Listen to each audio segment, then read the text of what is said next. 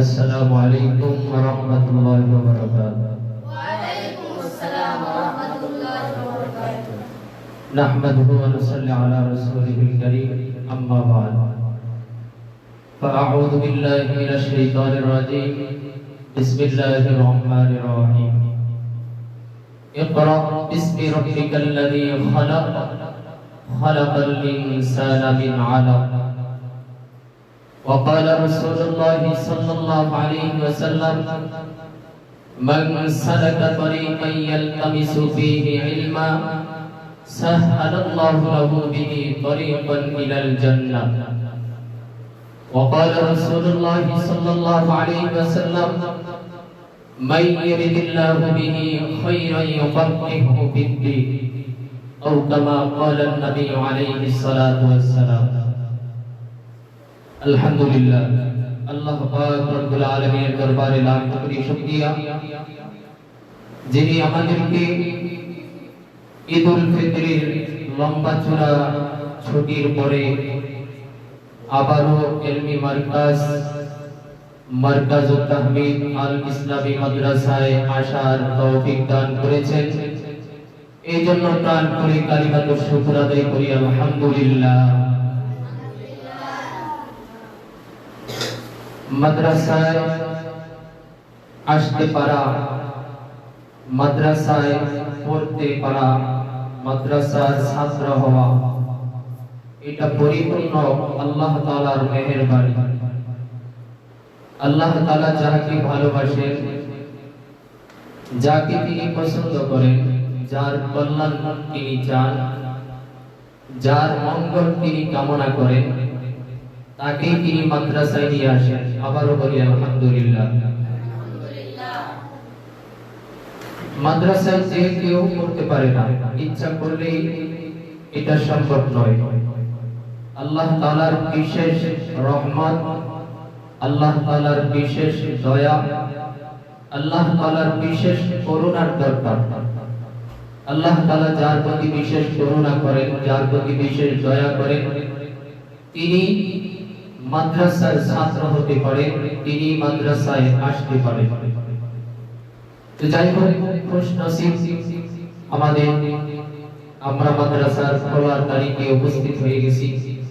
আজ থেকে ইনশাআল্লাহ আমাদের মাদ্রাসার ভর্তি এবং মাদ্রাসার অন্যান্য যত কার্যক্রম আছে সকল কার্যক্রম ধারাবাহিকভাবে ইনশাআল্লাহ চলতে থাকবে। তো যাই হোক, ইলম অত্যন্ত দামি জিনিস। ইলম এমন এক বস্তু যেটা মানুষ অর্জনের দ্বারা জান্নাত অর্জন করতে পারে। ইলম ছাড়া, ইলম অর্জন ছাড়া কোনো মানুষ জান্নাতে যেতে পারবে না, এটা সম্ভবই না। জান্নাতে যাওয়ার জন্য, জান্নাতি হওয়ার জন্য পূর্ব শর্ত হলো ইলম অর্জন করা। ইলম এত গুরুত্বপূর্ণ বিষয়। আল্লাহ পাক রব্বুল আলামিন যখন নামাজ ফরজ করেন নাই, যখন রোজা ফরজ করেন নাই, যখন হজ ফরজ করেন নাই, যখন যাকাত ফরজ করেন নাই, আল্লাহ তাআলার পক্ষ থেকে যখন কোনো কিছুই ফরজ হয় নাই, সর্বপ্রথম তিনি ইলম শিক্ষাকে ফরজ করেছেন। বলেন সুবহানাল্লাহ। আল্লাহ তাআলা বলেন, ইকরা বিসমি রাব্বিকাল্লাযী খালাক, পড়ো তোমার প্রভুর নামে যিনি সৃষ্টি করেছেন। এই যে এক আয়াত, এটা কোরআনুল কারীমের সর্বপ্রথম নাযিলকৃত আয়াত। আর এই প্রথম নাযিলকৃত আয়াতটাই ইলমের শানে, ইলম অর্জন করার জন্য আল্লাহ তাআলা বিধান জারি করেছেন।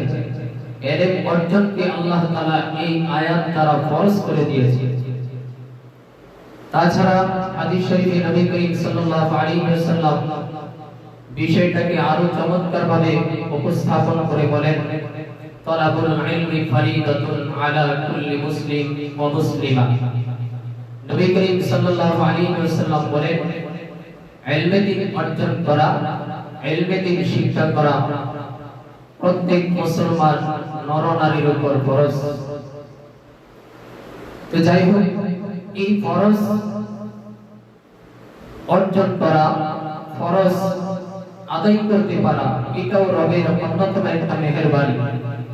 আল্লাহ তাআলা যাহাকে তৌফিক দান করেন, যাহার কল্যাণ চান, তাকেই তিনি ইলম নামক ফরজ অর্জন করার তৌফিক দান করেন। ইলম সীমাহীন কল্যাণকর এক বস্তু। দুনিয়ার সব কিছু মানুষের মধ্যে ভাগ বাটোয়ারা হয়, কিন্তু ইলম এমন এক বস্তু, এটা যিনি শিখে তিনি এর ভাগীদার হন, তিনি এর দ্বারা আলোকিত হন এবং অন্য মানুষকেও এর দ্বারা আলোকিত করা যায়। নিজেও হেদায়েতের পথে থাকতে পারে এবং অন্য মানুষকেও হেদায়েতের পথে চালাইতে পারে, হেদায়েতের পথে আনতে পারে। এটা হলো ইলমের অন্যতম একটা রিশমা। ইলম ছাড়া মানুষকে হেদায়েতের পথে নিজে চলা এবং অন্যকে চালানো কোনোভাবেই সম্ভব নয়। এই কারণে ইলম স্বতঃস্ফূর্তভাবে অর্জন করতে হবে। আমরা যারা মাদ্রাসায় আসতে পেরেছি, যারা ইলমের ছাত্র হতে পেরেছি, তাদের মর্যাদা কত। নবী করিম সাল্লাল্লাহু আলাইহি ওয়াসাল্লাম বলেন, মান সালাকা তরিকান ইয়ালতামিসু ফীহি ইলমা সাহহালাল্লাহু লাহু বিহি তরিকান ইলাল জান্নাহ। নবী করিম সাল্লাল্লাহু আলাইহি ওয়াসাল্লাম বলেন, যে ব্যক্তি ইলম শিক্ষার জন্য কোন পথ চলে, কোন পথ দিয়ে হাঁটে, কোন পথ দিয়ে আসে, কোন পথ দিয়ে যায়, এই পথটা দুনিয়ার কোন পথ থাকে না, এই পথটা জান্নাতের পথ হয়ে যায়। বলেন সুবহানাল্লাহ। এই পথটা আর দুনিয়ার পথ থাকে না, এই পথটা জান্নাতের পথ হয়ে যায়, জান্নাতের রাস্তা হয়ে যায়। নবীজি সাল্লাল্লাহু আলাইহি ওয়াসাল্লাম বলেন, ওই ব্যক্তি যদি ইলম শিখতে যাইয়া এই পথে মারা যায়, সে শহীদি মর্যাদা নিয়ে জান্নাতে প্রবেশ করবে। সুবহানাল্লাহ।